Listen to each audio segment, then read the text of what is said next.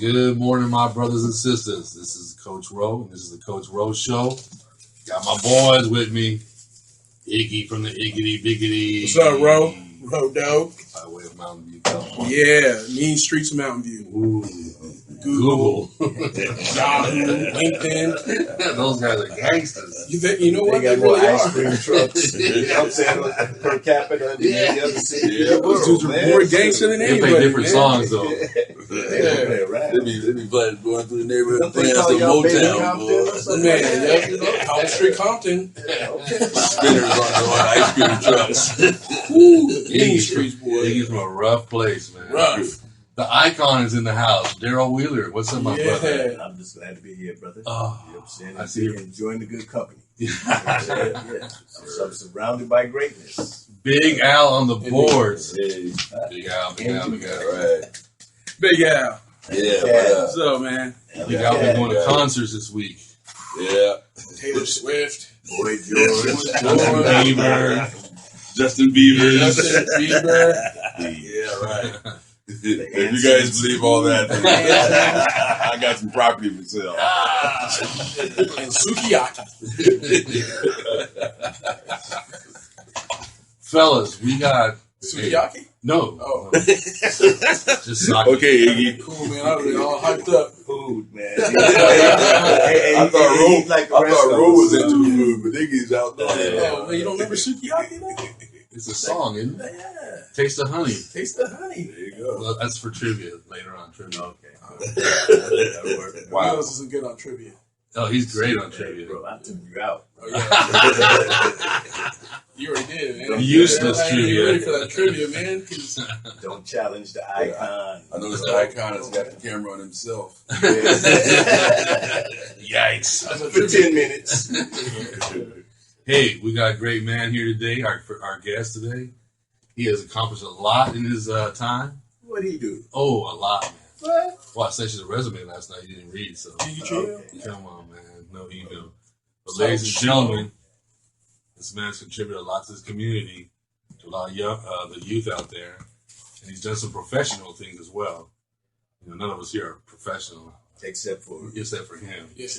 Ladies and gentlemen, George Jackson the Third. What's up, guys? How y'all doing? George, what's up, buddy? Hey, man. Yeah. Man. all right. You guys All right, let's do this.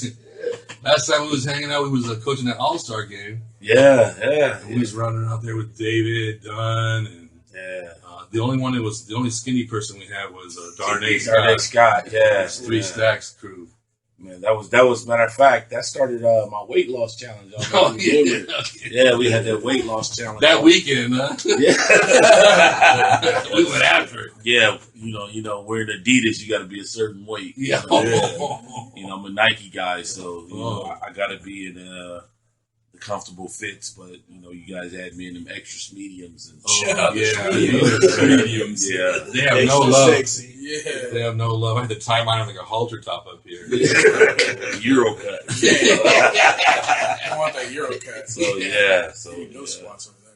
Yeah, I didn't get no sweats. I didn't get no t-shirt. I had to get my other stuff away. I think I just got luckily I had a 3X T-shirt. The last one is matter of fact, that over his head. Oh, you got it. yeah. I think one of the coaches fell out, so I was lucky to they gave me a T-shirt. So George, man, you went to University of. You was a Wolverine. Yeah, maize and blue, man. It was an honor coming from I'm born in Flint, Michigan, and then to come to high school in San Diego, middle school in San Diego, to go back home is a great accomplishment.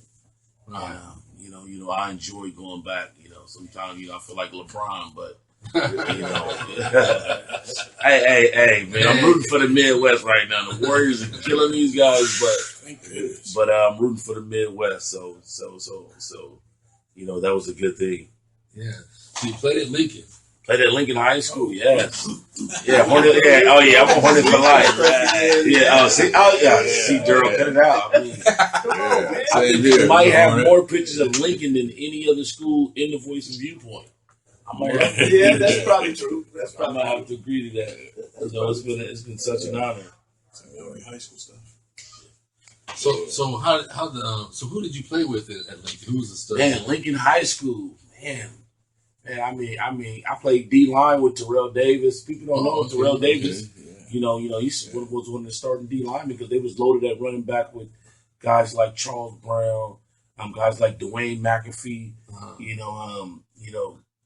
Doug Boyd, so we were loaded. Keely Smith, the Darren Halls of this world, Rashid Johnson, Kevin Brown, KB Fast Camp.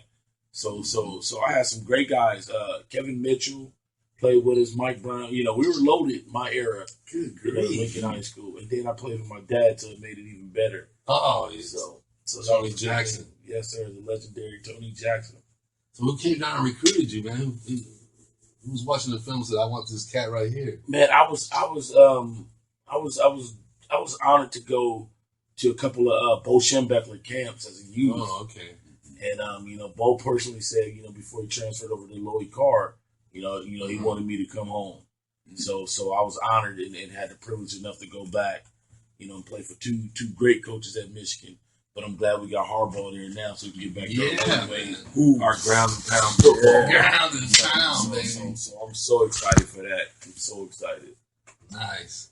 So Lincoln, then you went to Michigan. Yeah. And then I had to actually bounce back one year and play at Grossmont College. Okay. Mom ended up having a kidney surgery. Okay. So I actually came home and went to Grossmont for a year and balled out. That's when we were loaded at Grossmont. Keely came back from baseball. Darren Hall came back from baseball. We had Conan Smith, who was the stud. From Morris. Morris High School. So we had it was like Lemoore College, Lincoln and Morris College. Morris. So we was went to a major bowl game. Mm-hmm. And I had 15 and a half sacks my freshman year at Grossmont. So it was a great honor. Just unstoppable, man. He didn't want to be blocked. I was just a hybrid guy. I had great people look at me now and be like, as big as you are, you were 10 and a half, 11 shoe. So, I was honored to have the speed and these little bitty feet. So that made a good it made for good football, I guess. So you play inside or DN? I play DN and the 3 tech. Oh, so okay. I play inside and outside. Okay. So I was nimble enough to do both. Nimble. Nimble. I ain't never been nimble. I just learned how to spell nimble. I wouldn't be it. That ain't gonna happen. What was your move, George, coming off that ball, baby? Man, I was a fan of Reggie White, fan of Jerome, so I was about speed to power. So that's when it was like foreign to people. Everybody was doing a dip and rip, and everybody want to bull and jerk. I'm like, no, I'm a hybrid, man. I got to get into the speed, speed to power. So my favorite move, I dip and rip, man. I was doing that grabbing grass in the corner early in my life. You know what I'm saying? Now it's one of the greatest techniques I teach guys to come off the edge and be, from speed to power. So okay, so 15 and a half sacks. Did you stay there 2 years or one? Nah, that was 1 year, one and done. I was one and done. Okay. And then went back to Michigan and was like, man, what's next in my career? Mm-hmm. And then Arizona gave me a cup of water. The Arizona Rattlers gave me a cup of water. The BC Lions tried to give me a cup of water, but I was like, not going that far. I had my 2 daughters at this time, and I was like, I'm gone. Let's do it. Mm-hmm. So what'd you go after that? After the cup of water? After the cup of water, I started my coaching career at Lincoln High School. Ooh, with Tony, right? Yeah, with Pops, man. And I remember fans just heckling me, chewing me up. Get that young guy out of here.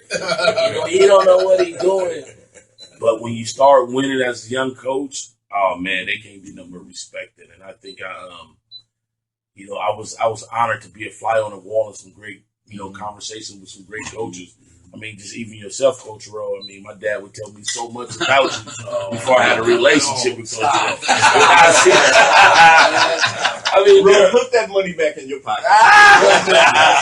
No. But seriously, yeah. I knew about Coach Rowe at my dining room dinner table. People don't know that. Like sometimes they hear about a coach and what he's done. You know what I'm saying? And you don't know the man. You like, man, who's this legendary guy your dad's talking about? And then, got to meet you. I mean, it's like, man, it's been an honor. Oh, man. Wow. Well, hey, he told me he was taking me to Popeyes after that. So we didn't want him to take me there. Of course, I'm a little jealous.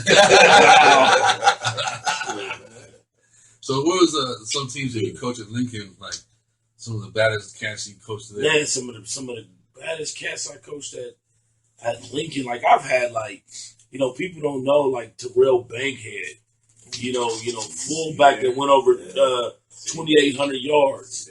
Dwayne Wright, he was a tailback, but the fullback, he was amazing. Deontay Sharp. Deontay Sharp, was an athlete before his time. He could, Deontay actually threw a touchdown left-handed and right-handed in a football game against Mission Bay. Sharp. Deontay Sharp. He was a beast. Yeah, man. And then we had guys like Adrian Limbrick, Robert Patman, who were great guys. Man, David Hinton. Arizona, right? Arizona, yeah. Okay. Arizona went to doggone Philadelphia Eagles. Corey Jones. Corey Jones. Yeah, Corey Jones. Excitement. Yeah, Tim Williams was actually one of the best. He was Richard Sherman before Richard Sherman. Because he was a 6'3" DB in high school. 6'3". Yeah, but they didn't know what to do with him back then. They were like, man, you should go play receiver. But, Tim Williams, he was a good one. Jamal Williams. He was a stud. Yeah. Justin Brown. I mean, I can go on and on, just names, guys who were athletic and had the feet, the speed and the discipline to go with it. So it was, I coached some amazing guys. And this was at a young age. Mm-hmm. But I noticed when you were out there, like off the field, they kind of gravitated towards you, a lot of the players and stuff. Man. It seemed like, I guess because of your age, you wasn't that much older than them. Yes, sir. Yes, sir. Man, it was funny, but I had some great men in my life who were coaches. With my dad being one, and then I had guys like my godfather, Winston Sharp, who's a legend in the community. And then I met guys like Ed Carberry along the way, but I was taught the game the right way. I was made to learn the game. We got guys like Luther Courtney, who's still coaching. Legendary Vic player who I came under. Roy Reed. Yeah. Vic, Vic was one of my mentors also, because I played for him. But then I also went back and he showed me some things and shared some things with me along the way that I really got to, man, let me get this done. But I also had the greatest, I had the greatest legend in the world to walk me through this, which was my dad. And my dad had kids, young men, always in his office. Mm-hmm. So he didn't do nothing but, pass the torch. Yeah. And I think I took it and been going with it ever since. Great man. He's a great man. Thank you. It's an honor.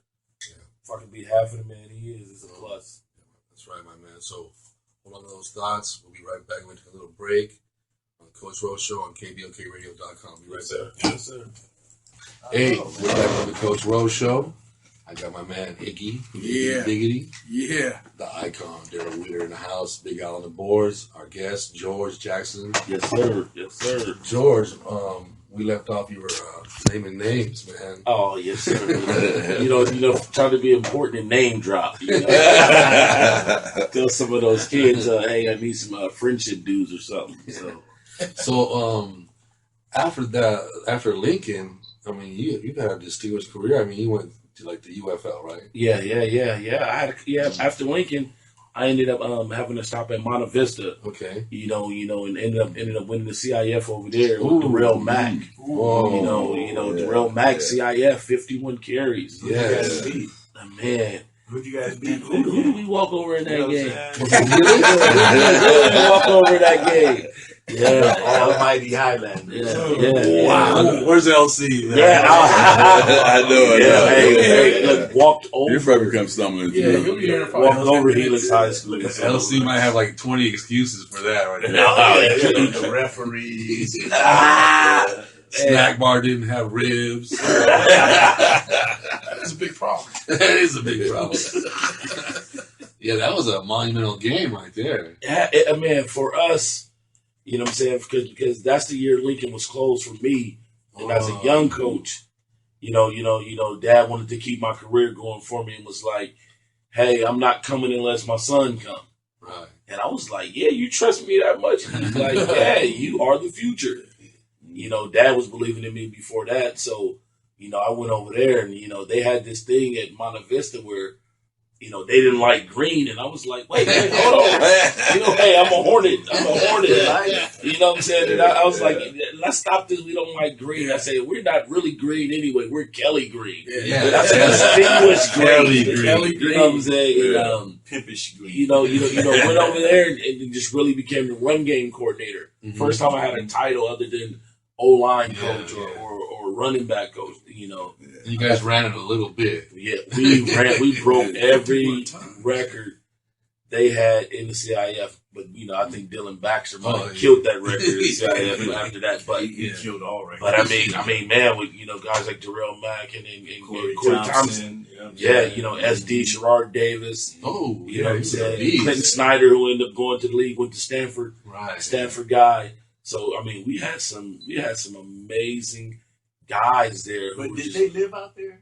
Yeah, a lot of those guys were just some Spring Valley kids. Like that was the first time I really got to see Spring Valley guys other than stop at Grossmont College as an athlete. Like our East County, we'd beat you guys up.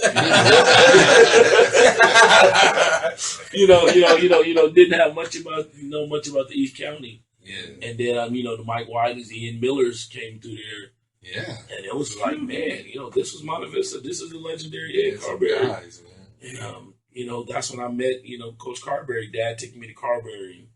Man, that was another guy who I'm ride with till I'm no longer breathing. You know what I'm saying? Carberry is another one of those legendary coaches that, that will out-coach anybody because we're going to outdo the work. And that's one thing Carberry brought to the table in my coaching life. So, I've been blessed. This is my second stop.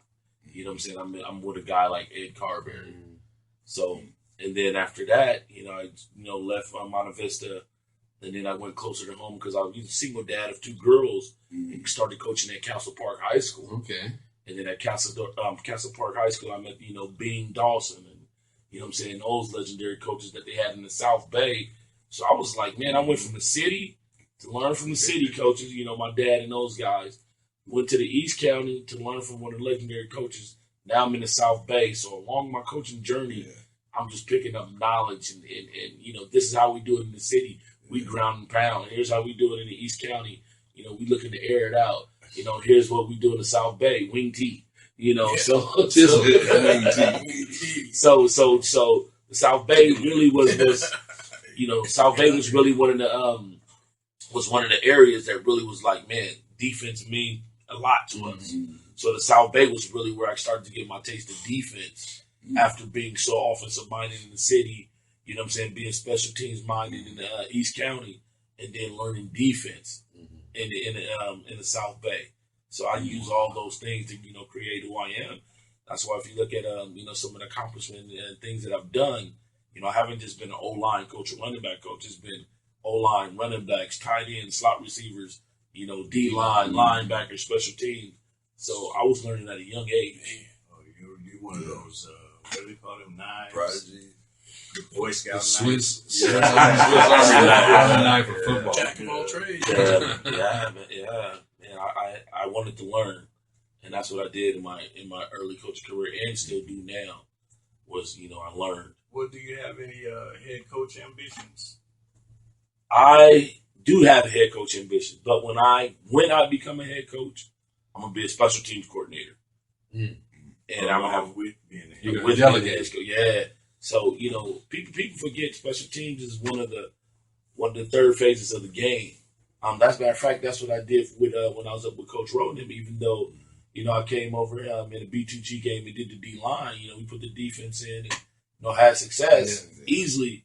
It was more or less I want to put the special teams in order. Yeah. And that's Great job. that's really that's really what Martin Bayless really helped open my eye to is the third phase of the game. Though it's only three head coaches that really ever get to do, have success, and that's really the, guys who are offensive coordinators, guys who are defensive coordinators, and then the special team coaches. Special team coach has accountability for every player on the field, and that's really who I am and who I am as a coach. But when you get a head coaching job, I fold towels really well. Oh, stop it! if I win and if let's put it like this, win and if I really want to take a head coaching job, Coach Rowe, you're gonna have the green light because you're one of the best recruiters in this county. You know what I'm saying? I don't think nobody got kids out and kids off to school more than you have in San Diego County, but still not respected by many people. See one thing about young coaches, if you're not doing your homework, you're cheating yourself. You're being disrespectful to the game, and that's one thing, Coach Rowe, that I always did. Like I said, I'm at the dinner table. My dad is talking about you helping kids get into school. And I'm just like, who is this man? How tall is he? Not very tall. 220. Yeah, I'm wider than taller. But is he colored? What was that word?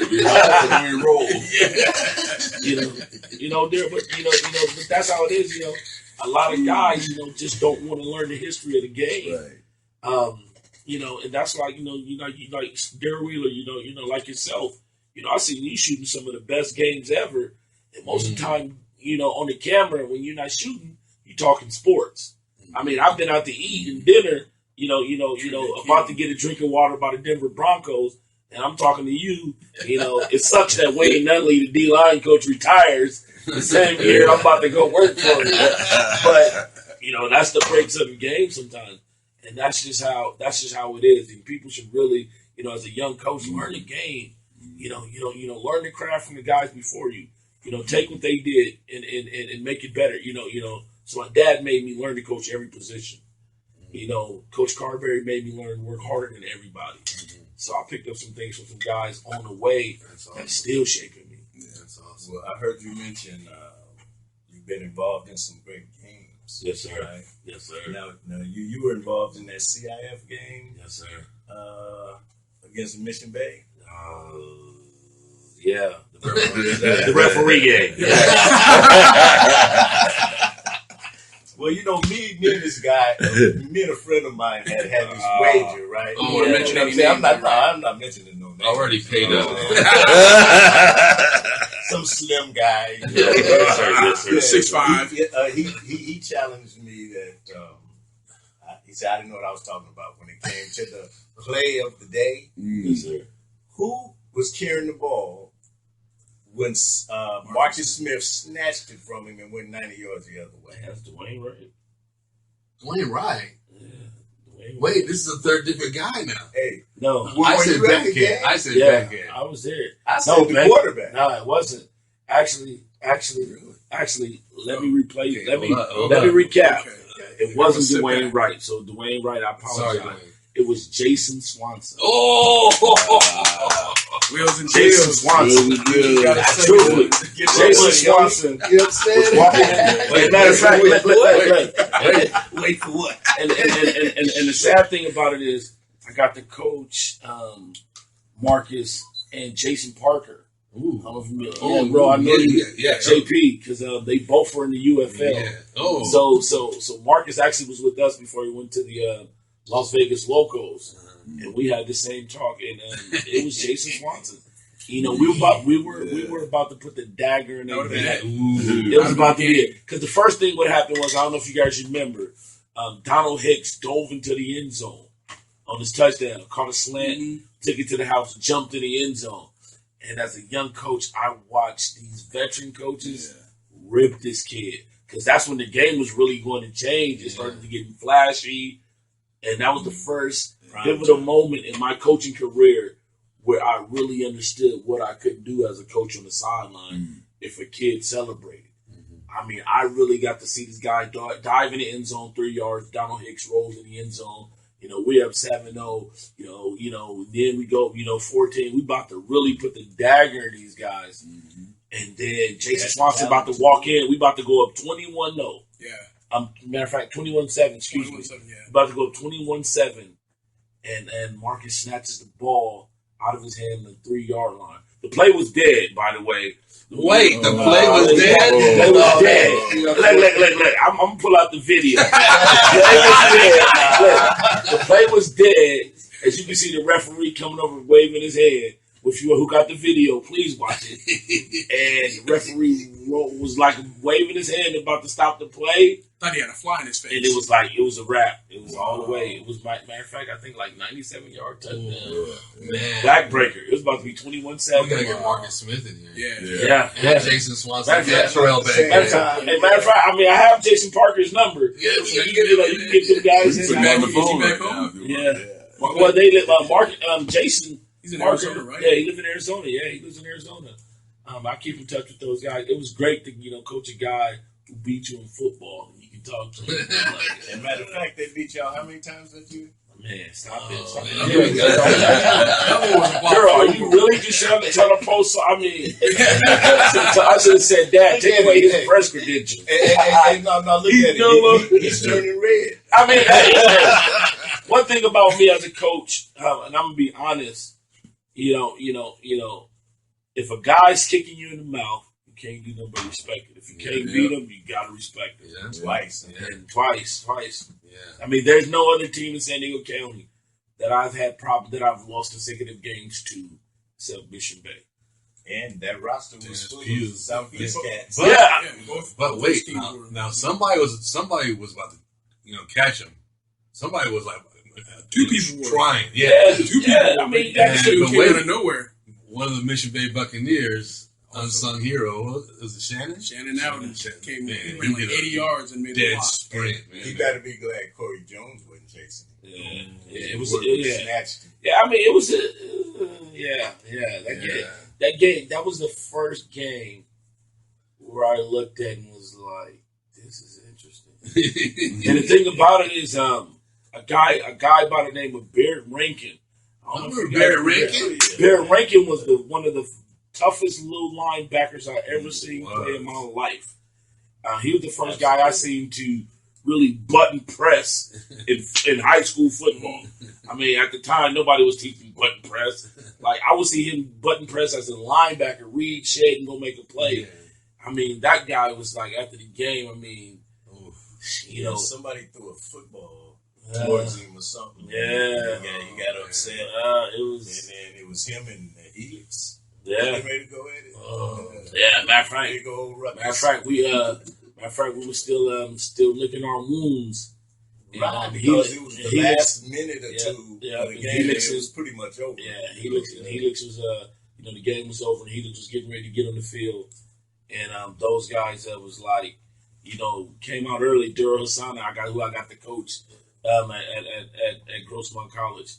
They were getting ready to warm up, and the ball ended up coming into our prayer circle, and it almost caused a community feud.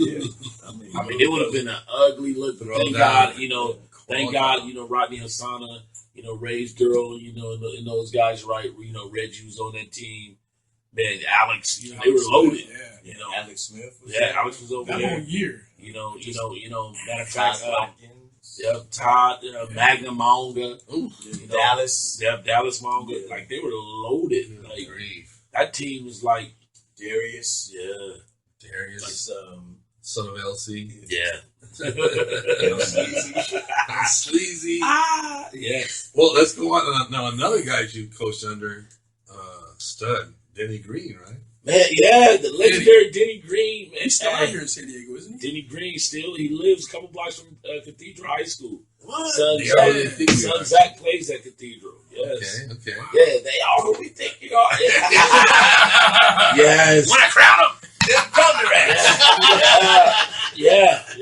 I mean, that was, I'm telling you, like, as a young coach, you learn to get in and be a fly on the wall. Because I remember one of my cousins told me, it was like, oh yeah, so you're not a good coach, Denny Green been going to Gentry's getting his hair cut for years, and you don't even know Coach Denny Green. I was like, what? So here I am working for San Diego Unified School District. This is a true story. And I get my pink slip from the San Diego Unified School District. You know, and as a single dad raising kids, I'm like, what the heck I'm going to do? Well, Martin Bayless called me and said, hey, this new league starting, and Denny Green wants to know if you coming to join the staff. I said, me? Am I ready to come join it? I'm like, I got my pink slip. It's a no-brainer. I don't know where my income coming from. I'm about to close my cow purse. Like I'm really looking to take care of my family. And Denny Green, Martin called me on Thursday, and Denny Green said I had to make a decision by Saturday. On Friday night, I was trying to see if my girls was going to stay in California or fly back to New Jersey to stay with their mom before I made my decision. And I actually took the job and worked for Denny Green in the UFL. How was that, bro? Man, What's the team? Sacramento Mountain Lions. Oh, it was amazing. I mean, think about it. Here you are watching a guy on TV, and he said, hey, I'm giving you a decision to make. Do you want to come coach for me? And I was like, yeah. He was like, well, you need to make the decision by Saturday because we need to start getting everything ready to go. Because, in less than a month, we were in camp. So I had to grind, learn a new system, DV Sports video system. I had to play catch up, with NFL knowledge at the coaching level, the pro level, within less than 30 days. And in 30 days, I was 3 weeks ahead in our football video breakdown, ready to go into the season. So that's one thing about me. No one can ever say they outworked me. That's legendary Carberry. No coach can ever say he outworked you or recruited you for you to be successful. If you letting a guy do that, then you're in a great coach. And that's one thing I wanted to do is make sure I was prepared, take on this new opportunity. Well, you had Coach JC before that or after? I coached JC before that. Okay, so high school? Yes. JC, and here we go. Here we go to the show, pro football. Damn. And I mean, it was amazing. I mean, I had guys like, I had a conversation with guys like, Jerry Glanville, who would come out and, Jerry Glanville told me the story how Bill Parcells and the coach at New England came about. They were Belichick, how they were sleeping on his couch, and he got the call to take the Giants job. And Glanville turned down the Giants job and said, "Hey, I got some young guys who I think you should take a look at." And that's how Bill Parcells got to the Giants, him and Belichick, by sleeping on Jerry Glanville's couch. Like, just to be a fly on, like, people don't realize how important that is just to be a fly on the wall. But, and I learned this through the UFL with Denny Green. Meeting one of my mentors. I'm a Chiefs fan, Kansas City Chief all the way. I got to meet, Marty Schottenheimer. Talk football to Marty Schottenheimer. People don't realize Marty is the man. Oh, see, stop it. Stop it. I ain't mad. You can look at my resume and you can see I had a cup of water with them too. But Denny Green put me aside and was like, young man, you're ahead of the curve. And he said, it's up to you to be better because you're gonna run into some positions where, you're too young for some guys to be open with you. And then you're not old enough for some guys to be open with you. And I was like, what does that mean? He's like, well, some guys are gonna be intimidated about coming in, you coming in taking their jobs. And then some guys is like gonna give you a shot, an opportunity to come learn football. And that's what Coach Green told me. Like, he really told me, learn the craft, be available for the craft. So who was other guys on the staff? Other guys on the staff, man, you got like I said, Martin Bayless was there, Robert Griffin. Griffin. Oh yeah, Griff was there. I mean, we had guys like Charlie Collins was there. We had some amazing guys on that staff, and just even player wise, like we had Dante Culpepper, we had Denzel Washington's son, John David Washington. We had guys like Ricky Williams who was on our staff. Like, we had some legendary guys. Fred Onisame played for the 49ers on that staff. Like, we had some amazing people and athletes on that staff, coaches as well as players.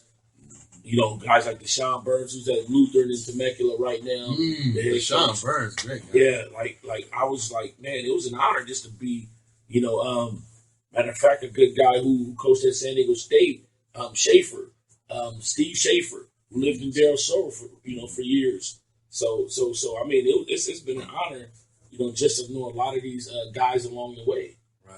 That is awesome, man.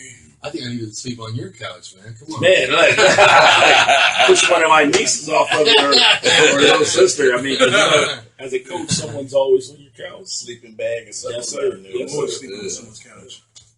Well, George, man, it was an honor you get to come back now. Man, it's a pleasure. I mean, I would talk football all day. All day. I mean, like even the legendary Mike Martz, who lived in Mission Bay Park. Right. People don't know that he's still in San Diego County. Man, you had Ron Meeks, whose son was at Ron Meeks. He coached with Meeks. Yeah, I coached with Ron that Meeks. guy's a stud. I mean, I've had I had a great, young career just to learn guys along the way. And man, these are guys in San Diego County who as a young coach, if you're not doing your research in your backyard, how great are you? How important are you? How popular are you? I can pick up the phone and call Dick Vermeil and be like, "Hey, Coach Vermeil, I need some advice. Hey, Coach Green, what do you think? Hey, Mike Martz, can we talk the spread offense?" Like, that is what you do as a young coach. It ain't always about going to the coaching clinics here and there. Can you clinic in your backyard? And that's one of the greatest things I ever did. I did my clinic at home in San Diego to find these legendary coaches. Well, the only guy I call is Iggy, and he wants to go eat Thai food. Yeah. We can go right now because they're open too. Hey, well, let's give George Jackson a hand. Thanks for coming. We'll get you back. Thank you. Brother. Yeah. All right.